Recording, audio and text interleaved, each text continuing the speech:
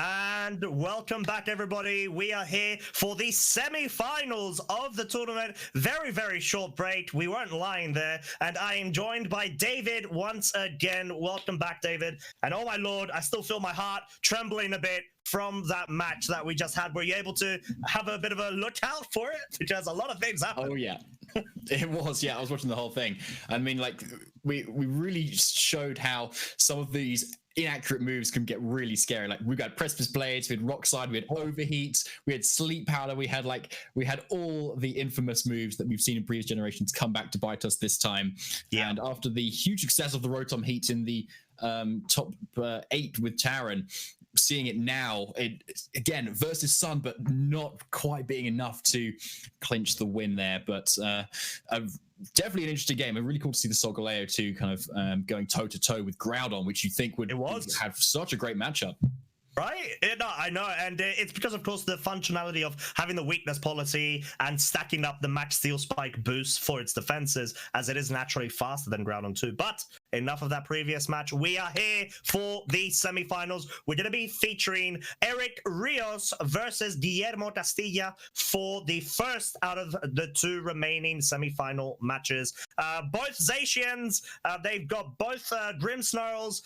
It looks like it's going to be a very interesting matchup, and we're just going to go ahead, pop straight over to the player profiles, as we are going to be having Eric there on our screen first and foremost, as we're talking about the Zacian and the Grimmsnarl, but accompanied by the Venusaur, Torkoal, Charizard, and Landorus. So we got a bit of a Sun mode, and just add a bit of a salty Lando in the mix to get a really good team. Yeah, no, if you've been watching the stream for quite a while now, then you are not surprised to see this team, and there's no surprise as it's made this far in the tournament as either, because it's just been so strong. You've got that Venusaur, which offers so much good coverage compared to the fire type, a Charizard and the Torkoal to set the Sun for both 2 options, and then Zacian in the back, that massive restriction that doesn't even need to Dynamax even if it could. It's just a really strong option, and it's going against a fairly similar team. Definitely not a mirror match, but I believe we do have another Zacian. Yes, and I think that is also accompanied by a Grimmsnarl, as we're going to be seeing it as well with that Rotom Heat, Gastrodon, the Rillaboom, and the Dragapult. Rotom Heat we just saw in the previous match, but also in Guillermo's match versus Taran, and it just put in so much work. It was such a threat against the Sun mode, and of course it does carry that safety goggles, which makes it ignore all powder moves. It does. So that's a pretty good matchup when you're going in versus a Venusaur. And it sounds like Guillermo Castilla has been versus just a lot of Zacian recently. I think he was in top 16 was the Zacian Colossal team. And then in Taran, it was the Zacian Venu Cole team. And now he's against another Zacian. So he obviously has his matchup here. And that Rotom Heat is probably putting in so much work in every single one of those matches. So I'm looking forward to seeing how how it does even more this game as well. I'm sure it will do just great. Oh, exactly. He's the good thing as well going up against these kind of matchups is that you gain a lot of experience in being able to explore all eventualities dependent on team structure and composition from your opponent's side. But we're going to go straight into team preview right now, as both players are geared up and they are setting their plans going so they can try to choose which Pokemon they're going to be bringing. So how are we feeling in general with leads, to be honest, because I feel like Eric, we've seen him previously bring the Grimmsnarl, Zacian, Lando and Charizard as leads, and there's just so many options for both the players to go for, in all honesty. Yeah, I think there is. I think Grimmsnarl is always a nice go-to lead if you're unsure, I think, because you can get up the screens, and that helps versus literally any Pokemon that can't guaranteed crit through, which we don't see here.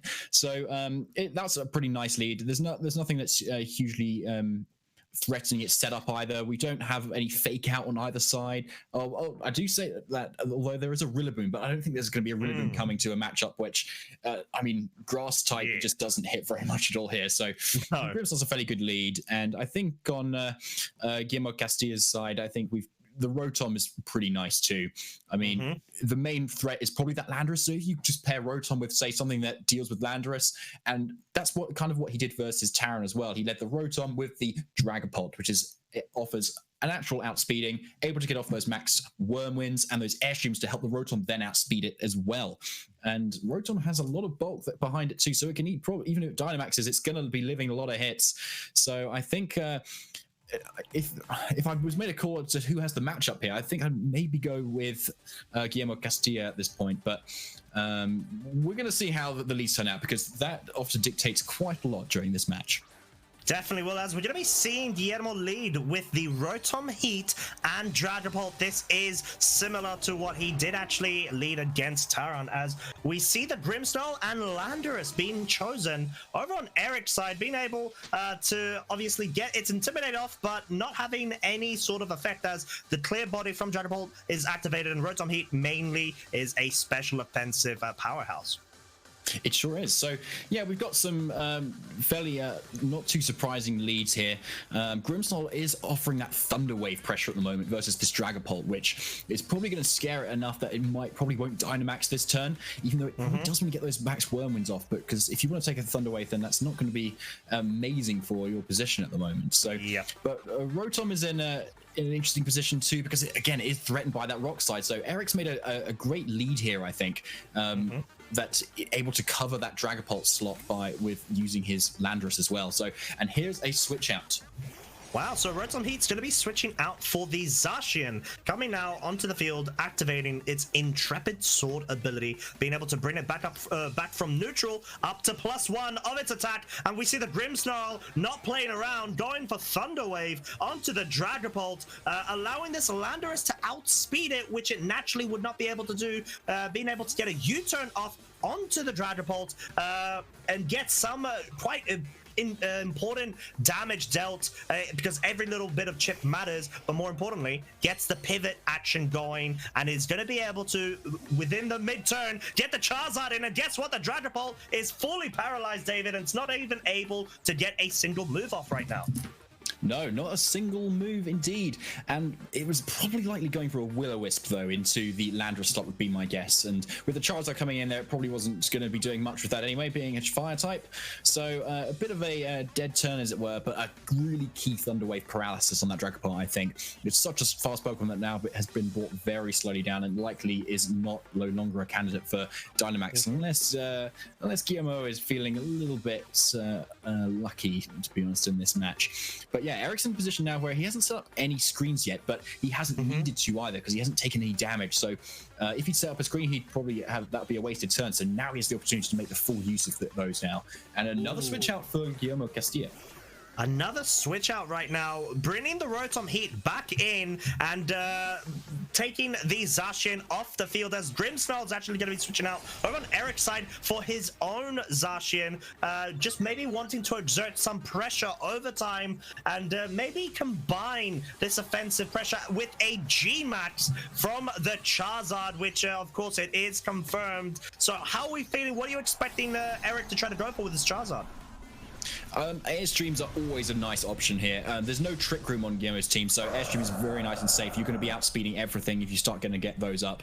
And giving it especially to a Zacian as well versus another Zacian team means you're guaranteed to outspeed it, and that's pretty key. And there it is. Ooh, it is indeed, as it actually targets down the Zacian, so maybe just wanting to cover any switch outs or even just get a bit of chip damage. Maybe expecting Guillermo to expect the Wildfire to come out from it, be able to get that +1 speed boost both for itself and its Zacian partner, as the Dragapult actually goes for a Phantom Force there and kind of disappears temporarily into the Shadow Realm, just to pop back up with a bit of damage on either Pokemon on Eric's side. Yeah, assuming there's no paralysis, it should come out and do a sizable amount of damage, because it does have that life form, so it's going to do a lot of damage, even though it's not Dynamaxed. And so Zacian may be not wanting to protect or substitute here, because Dragapult will still be able to go through that protect, and if it subs, it's going to get rid of that substitute as well. And Rotom may be able to follow up this turn, say, with an Overheat. But Charizard is looking pretty strong at the moment. And as we've seen before, with other Charizards have Ancient Power to cover Rockfall, but this one does not. So it's not actually able to hit this Rotom at all. Ooh, as the Rotom's just going to be going ahead for the protect. It doesn't want to be taking any sort of damage, and ooh, Guillermo does not like the look of that substitute on the Zacian, being able to maybe take advantage of a very passive play from the Rotom. G-Max Wildfire is going to be targeting the Rotom there, as of course it will be, it won't be landing any sort of hit on the Dragapult, as it is still in the Phantom Force realm, coming back to deal damage onto the Charizard, but will actually accept a bit of damage, residual damage that is due to the secondary effect of the Wildfire, as Rotom is a fire type. It is not affected by this. Yeah, I think that was a great play by Eric. I think he goes to the substitute just in case something targets it, and if it doesn't, then it gets it up for free. If Dragapult targets it with a Phantom Force and gets paralyzed, he gets it up for free as well. So a really nice safe play, and goes for a Wildfire just to set up that fire, because he can't hit the Dragon Ball at that point, can't hit the Rotom for a lot of damage. But even better for him, the Rotom actually protects, which wasn't going to take a lot of damage anyway, and so Zacian gets away with one whole substitute here, which is pretty big, because now Rotom has to commit a full attack into it before anything else can even do any more damage. So I'm really liking Eric's position here. Oh, definitely agreed with you there, as Guillermo's deciding to go ahead and try to gain some momentum back for himself, opting to go for the Dynamax, with the Rotom Heat actually, which is threatening some really good damage on both Pokemon with Eric's side there, as the Charizard of course is weak to the Max Lightnings, and maybe trying to set up Sun might not be the most optimal play here, as Zacian doesn't go for Protector, goes for Close Combat, just misses out on the KO. So close, whilst it does have its defenses dropped by one stage. Max Airstream comes out. Ooh, it's gonna be able to pick up the KO. Very solid play from Eric there, trying to cover for that potential eventuality, and is able to do it very well, as Guillermo, the same turn he had the Dynamax on his field, it left even before he was able to move with it, as Dragapult goes for Will-O-Wisp, and no, of course it's not going to be able to land on the Zacian, which still has its substitute up. Yeah, exactly. Unfortunately, Guillermo doesn't get this turn as correct as he was getting his previous games. So Eric targets the slot that's just protected, so it's a pretty safe slot to target with a big close combat and that Max Airstream as well to get even further boost, because Dragapult is not, ideally probably not going to be Dynamax anyway, and it always has the chance to get fully paralyzed. So it's not, it's probably a slot you want to just keep around as a slot that's potentially completely useless for Guillermo in a turn. So instead he gets a nice safe KO, even though the Rotom Dynamax. And I think with that protect from the previous turn, Guillermo kind of put himself in a tricky position. As we're going to be seeing the Zacian go for the Behemoth Blade, it will be targeting down this Dragapult, being able to completely get rid of it as well, as Gastrodon's just going to be left on its own, unfortunately, to try to fend for itself, the poor little slug, as Charizard's just going to be going for an Air Slash. This has the potential of even picking up a flinch, and oh my word, that was a lot of damage, and yes, it has been flinched, and with the additional effect of the residual damage of the Wildfire, it is definitely put within KO range for this following turn. So even if the Zacian is going to be coming out right now, I still do really like Eric's position. So do I, exactly. And especially with those Airstream boosts that it has at the moment, it's able to outspeed the Zacian guaranteed. And even though the substitute may have gone down last turn, if the Gastrodon had got it off, it still was able to get a guaranteed hit this turn. And Charizard showing that Air Slash is still a really consistent option over Hurricane, for instance, especially on a Sun team. You don't want to be going for those inaccurate moves. And we do see the forfeits from Guillermo's end. That makes a lot of sense, because I think he's just going to have to try to recollect himself and his strategy going into this, as that was a bit of a tough situation in all honesty. I think Eric was able to handle that very calmly and very well. He was just trying to bide his time with certain plays and just shift around the board management there, as Guillermo kind of ran out of answers to the Thunder Wave Grimmsnarl, being able to actually exert a lot of pressure and speed control as long as it does land.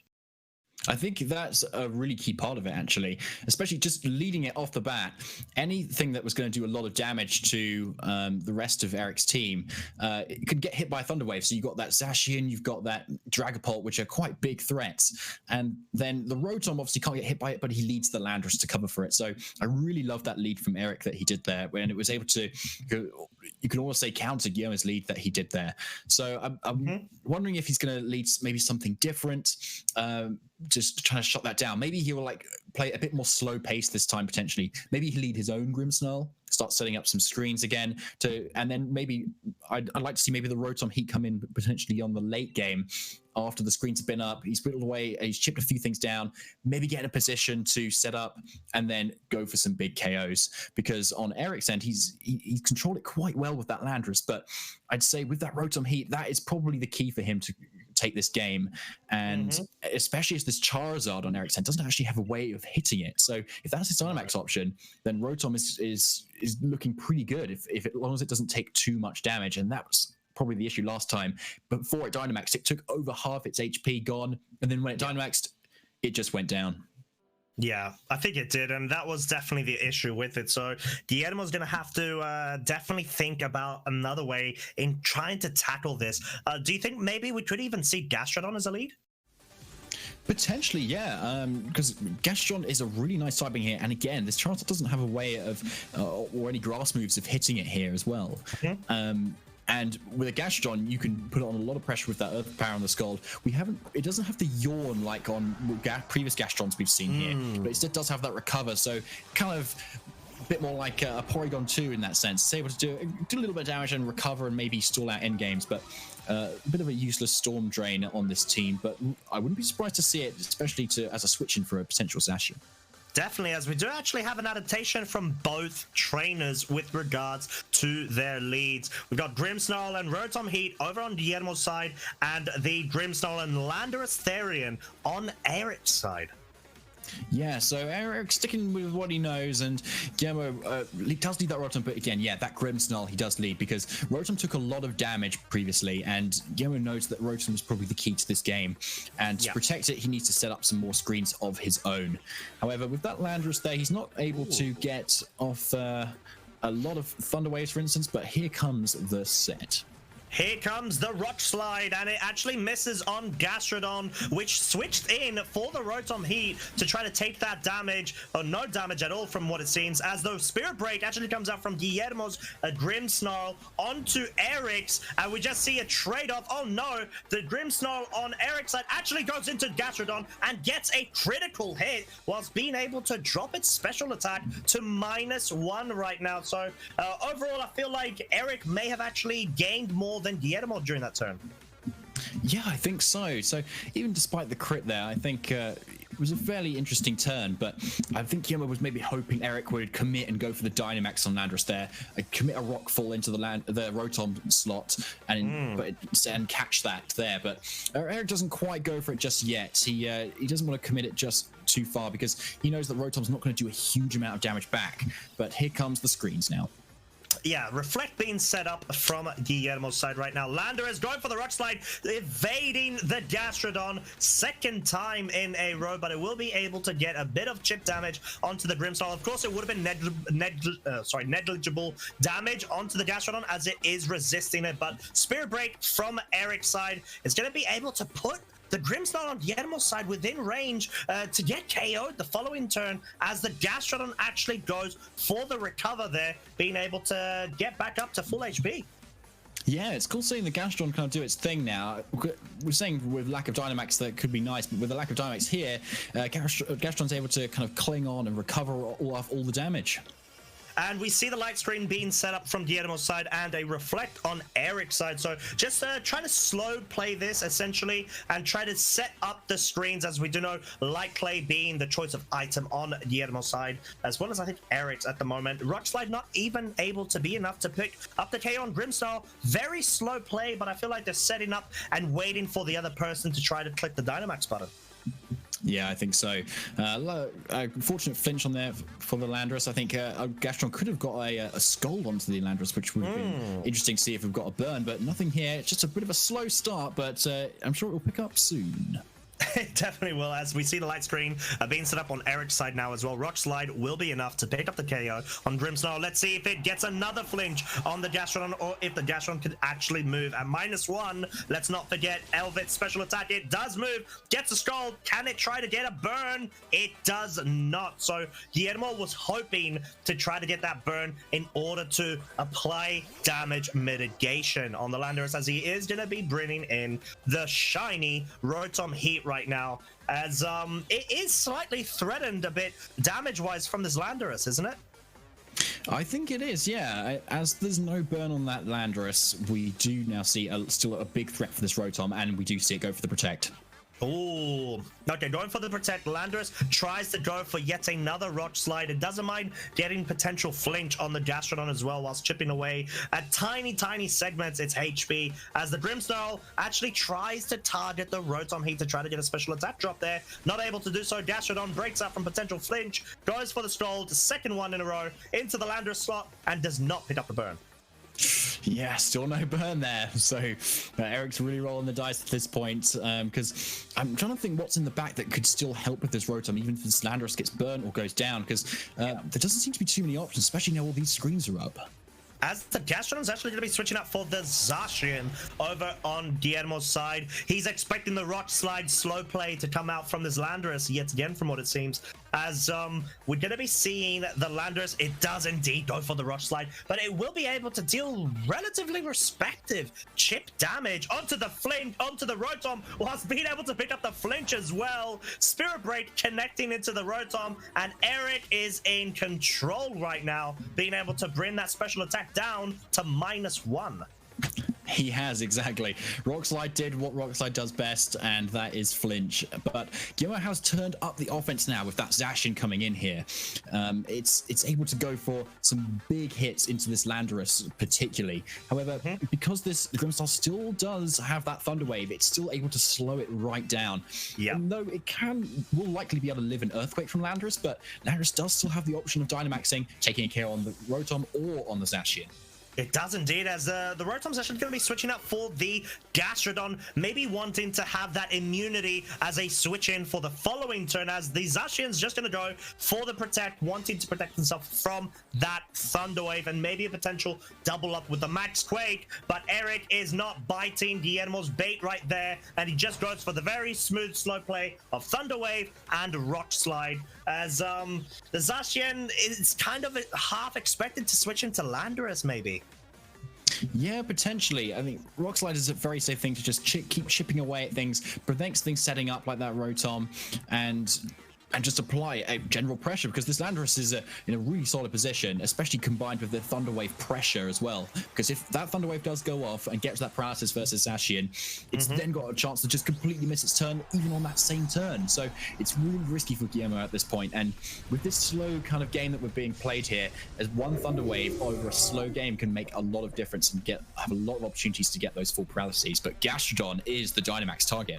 Oh, Guillermo's going all hands in right now, as the Dynamax does get up with the Gastrodon, but the Thunder Wave does successfully land onto the Zacian, which means this Landorus will now be outspeeding. We can potentially see some power flinch situation going on, as it does actually get the flinch on the Zacian. Max Geyser comes out right now and won't even pick up the KO, thanks to the screens, thanks to the -1 of its special attack, and yeah, that's not looking too good for Guillermo right now. It's not, and the Assault Vest on top of that as well on this Landorus, it enables it to just take those hits so well. So that's one turn of Dynamax gone for this Gastrodon, and still, Eric still has all 4 of his Pokemon left. And yeah, the power flinch, as you were saying, cycle has just started here. So if it wasn't a flinch, it could have been a paralysis. So quite an unfortunate turn there for Guillermo here. But he does have the opportunity to start getting some Max Quake boosts potentially, which could help in the end game versus what Eric decides to Dynamax if it's not this Landorus, potentially versus this Charizard or a potential Venusaur, which we still don't know is in the back yet. But Zacian is still healthy. It can still get a lot of damage off. As we see the Landorus do what it's been doing for the past few turns right now, just going for another Rock Slide, and the Zacian breaks through the Power Flinch. It's able to go for the Behemoth Blade, picks up the KO, KO onto the Grimmsnarl, which means this Gastrodon should be finishing off this Landorus as well in turn, as Max Geyser does come out right now from the Gastrodon. Will be definitely enough to pick up the KO, especially in the rain versus Landorus, being able to bring Eric down to his final 2 Pokemon as Guillermo's Reflect does wear off during this turn. The Reflect does wear off, yeah. So Guillermo's up on Pokemon, but Eric now has 2 safe switch-ins here, and we're going to see what those are now. We've got the Charizard and it's the Zacian, so 2 very offensive Pokemon that are in a nice position at the moment, especially as, again, Eric's own Zacian is outspeeding Guillermo's Zacian, which is quite crucial. However, I think it'll be quite close whether Guillermo's Zacian is in range of Eric's own Zacian, but it's Behemoth Blade. But yeah, Eric does have the Dynamax option still. He can still Dynamax his Charizard, but it is in the rain this time. However, with a Max Quake, he's able to still hit a lot of things for good damage, despite the sun not being up, and it enables his Zacian to be able to take the hits from the Gastrodon even better too.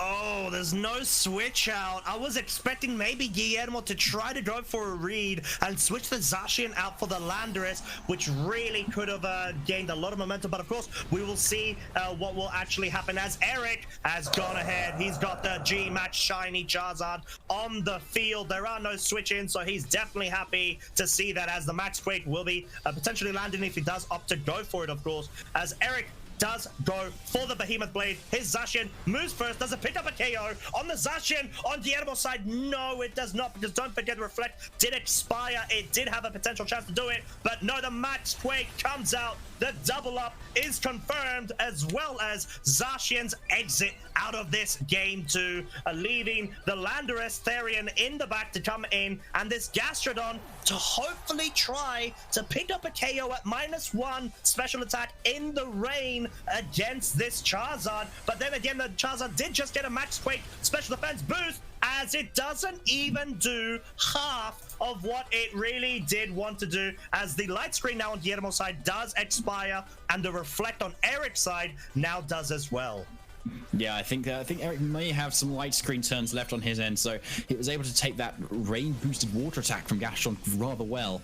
Yeah, Gastrodon doesn't have the best special attack. It's not quite Kyogre, so it's not doing a whole lot here. But yeah, Eric's in the driver's seat now, because this Zacian is still at its +1 attack thanks to its Intrepid Sword. It has the close combat, so it can do a lot of damage, and I think we saw how much it did in that game 1. So Rotom's likely in range of it. With more special defense boost, it's going to be able to take the hits, and to be honest, I think Guillermo is going to need some critical hits here to be able to claw his way back, I'd say, because as from the face of it, there could be even like a guaranteed KO to Rotom, and maybe a close one maybe on Rotom too, because this Charizard is Life Orb and it can still do a lot of damage even though the sun isn't even up.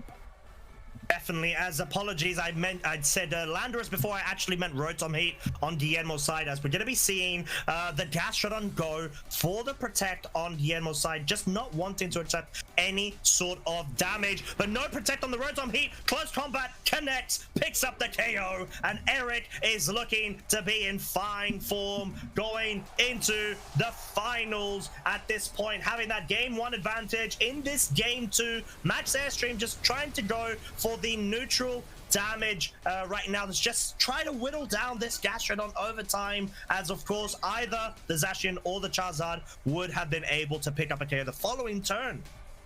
Yeah, I think so. I think Guillermo, to get out of that, because Eric, made a nice safe play there, was to maybe go for the critical hit Earth Power into the Zacian, try and get that KO, protect on this turn to try and stall out the Charizard's Dynamax, and then hope it misses its attacks going into the next turn and KO that with a Scald. So I think that may have been his way out, but instead you think he probably goes for Eric, maybe doing a misplay and maybe doubling into the Gastrodon instead, so he can get an attack off of the Rotom. But I think the Rotom there wasn't going to get any KOs particularly either, again without a critical hit. But it's still a very well played set from both ends here, and it's great to see the Gastrodon putting in the work, setting up that rain, but still Charizard in the rain was still putting in a lot of work, and showing that Scorching Sands option on Charizard is still very nice there to get those, particularly to get those boosts over the, as well as the coverage, despite the Rotom Heat matchup.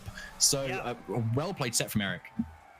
Very well played set, as we do see Guillermo going ahead and forfeiting the match, as there was no way back in that scenario for the poor little Gastrodon slug there. But oh my word, like, I mean, what a very high-paced, hyped-out match between these two very experienced players. Obviously, Eric being able to be our first finalist of the day right now, waiting for his opponent, which will be declared and found out in the next match. Do you feel, I mean, Eric has this kind of feel and atmosphere to him, doesn't it? He seems very calm and collected, and just over time I feel like things just work out for him. So he must give me a tip or two, because I am very jealous of how his demeanor is in general.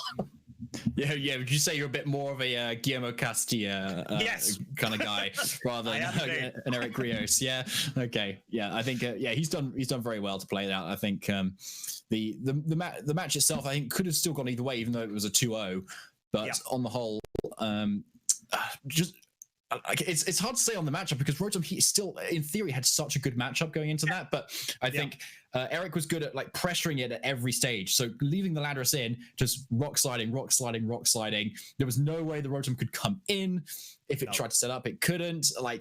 And I think that's what it came down to. And it was, well, he protected his Landorus really well too. So an excellent play set, and Zacian does go into the finals. It does indeed. I mean, you were just mentioning right there that he protected his Landorus quite well there by actually keeping it on the field and just clicking Rock Slide turn after turn after turn, and not going for any sort of bait that Guillermo was trying to use to outmaneuver him. Because like you said, matchup-wise, I do definitely agree with you. I think Eric did have the advantage there, but he was just able to just slow play it throughout. But of course, we are going to go on a short break, and then immediately after, ladies and gents, we're going to have our second semi-final to find out who our second finalist is. This match is going to be between Kyle Geffner and Kevin Salvetto. Don't go anywhere, and we'll be back very shortly.